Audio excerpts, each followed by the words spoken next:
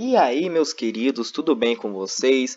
Meu nome é Bruno Lofrano, eu sou bolsista do PIBID e vou estar trabalhando com vocês nesse mês, nessa semana, na semana 2, né? Eu queria que vocês abrissem o pet de vocês na página 51 para a gente já dar início na matéria. A matéria, ela tem um tema muito bom, muito fácil de trabalhar, que a gente vai trabalhar as formas de relevo e a transformação que ela faz na paisagem, o que ela modifica. Entenderam? E vamos fazer o recapitulando para vocês já pegarem ela direto.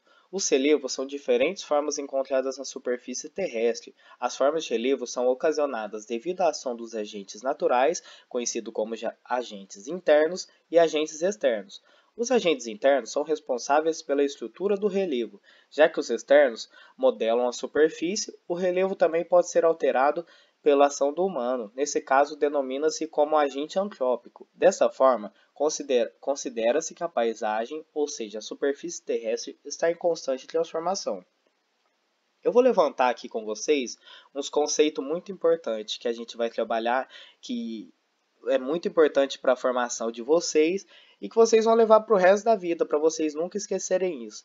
O que são relevo? Relevo é a forma da Terra, é a forma da nossa superfície. Quando a gente fala que a Terra sofre modificações, a gente apresentou três pontos ali. Só que dois são naturais e um não. O primeiro ponto que a gente levanta é o antrópico, que é pelo homem. É o homem que modifica a natureza, que modifica a cidade, que dá outra visão para a gente, entenderam? E os agentes naturais são os internos, que agem dentro da Terra, que pode ser levantando, formando montanha, abrindo os lugares.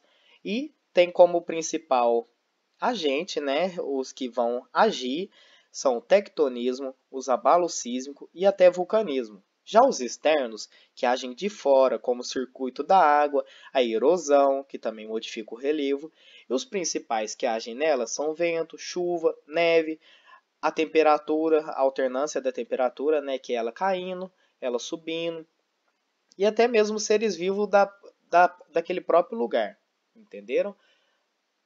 Eu quero que vocês, a gente tem um, passem para a página 52. No começo tem uma explicação muito interessante, que é bem representativo para a gente, é bem ilustrativo, que são as explicações do relevo, que são montanhas, que são grandes elevações, encostas íngremes formadas por formação de placas tectônicas. Já o planalto são superfícies altas e planas, que são retas, aqui ó, só seguir meu mouse, limitada por áreas rebaixadas, formada por processos erosivos e fornece sedimentos para as áreas baixas. Temos a depressão relativa. O que é a depressão relativa? São superfícies rebaixadas em relação às áreas vizinhas, possuem inclinações formadas por intensos processos erosivos, a altitude acima do nível do mar.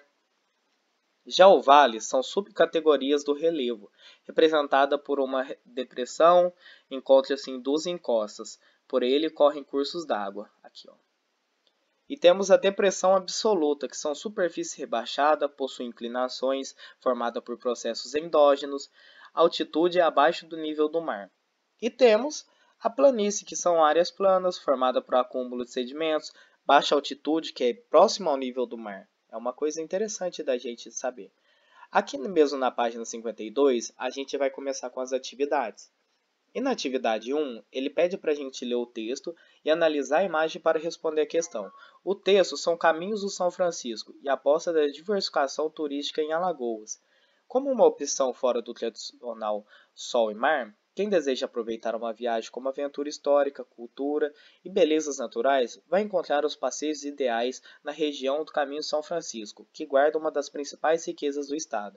Banhada por 12 municípios, rico em artesanato e cultura, o Rio São Francisco abre caminho entre imponentes cânions de pedra, trilhas ecológicas e cidades históricas como Penedo, localizada a 149 quilômetros de Maceió, e Piranhas, com 274 quilômetros de distância da capital.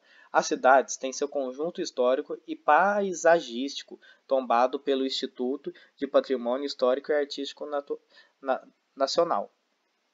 De acordo com esse texto, ele traz uma questão muito importante. Aqui na 1 mesmo, na A, os cânions encontrados no Rio São Francisco são formados por qual agente externo? Recapitulando, os agentes externos são que agem de fora, como o circuito da água, a erosão, que são vento, chuva, neve, alternância da temperatura. Na B, os relevos podem influenciar a maneira que os cursos d'água cortam a superfície terrestre, formando os rios denominados de rio-planície e rio-planalto. Dessa forma, apresenta as características dos rios, dos dois rios que ele fala aqui, né? Os rios de planície e os rios de planalto. Eu vou explicar para vocês de forma básica, para vocês compreenderem, o que são eles. Os rios de planície são muito baixos, não têm um fluxo tão grande de água, apresentam bastante curvas nos rios. Já os rios de planalto nascem em regiões muito altas e têm grande potencial para hidrelétrica. Algumas a gente conhece como esses potenciais são cachoeiras, bastante queda d'água. Na questão 2, observe o mapa referente aos tipos de relevo encontrados em Minas Gerais. De acordo com o mapa, quais são os tipos de relevos predominantes no estado de Minas Gerais? Aqui do lado, a gente tem uma legenda que é muito importante para o mapa, que é o que a gente sempre vai usar, sempre vai falar, que é para vocês compreenderem do que o mapa está falando. Aqui nessa questão, é só vocês olhar qual a cor que está mais predominante, olharem na legenda e vocês já vão saber. Escreve embaixo aqui, ó, tá tudo tranquilo. Aqui, no finalzinho da 53, a gente já vai para a questão 3, que é observar essa imagem aqui, certo? A imagem apresenta uma área de exploração de minério de ferro. Essa atividade é conhecida como mineração e de suma importância para a economia do Brasil e também para o nosso estado, que é Minas Gerais. Sobre a exploração de minério de ferro, é correto afirmar: na a mineração não altera a paisagem, pois as áreas que apresentam essa riqueza mineral estão preparadas naturalmente para o processo de exploração. B. A mineração pode ser considerada como não impactante ao meio ambiente, por ser uma atividade que retira os recursos que está presente na natureza.